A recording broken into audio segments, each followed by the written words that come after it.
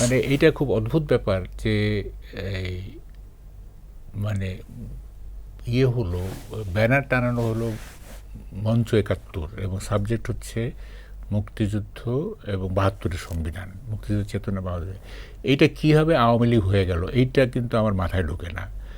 দেখেন মানে গত রেজিমে কি হয়েছে, মুক্তিযুদ্ধ কিংবা বঙ্গবন্ধু এগুলো তো পাবলিক প্রপার্টি, তাই না? আওয়ামী লীগ সেটা একটা প্রাইভেট কোম্পানি বানায় নিজেরা মনোপোলাইজ করতে চাইছে নানাভাবে। তো এখন after the fall of Awami League এদেশের মুক্তিযোদ্ধারা এবং সাধারণ মানুষ যদি মনে করে যে এই প্রাইভেট প্রপার্টি প্রাইভেটের কাছে যাওয়া উচিত, হ্যাঁ আমাদের কাছেই থাকা উচিত, এবং এইটার সংগ্রাম যদি তারা করে, এটা কি আওয়ামী লীগের পুনর্বাসনের সংগ্রাম?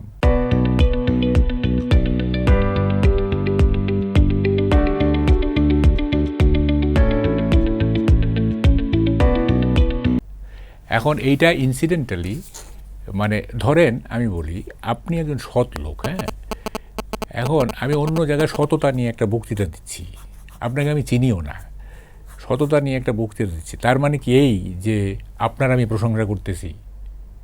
তাই না? আমি তো ইন জেনারেল একটা বক্তৃতা করছি সততার উপরে, কিন্তু ওই জায়গায় আপনি ফিট ইন করে গেছেন, আপনি সৎ লোক। এখন এটা তো মিন করে না যে আপনার প্রশংসা করতে, আপনার তো আমি চিনিই না, তাই না?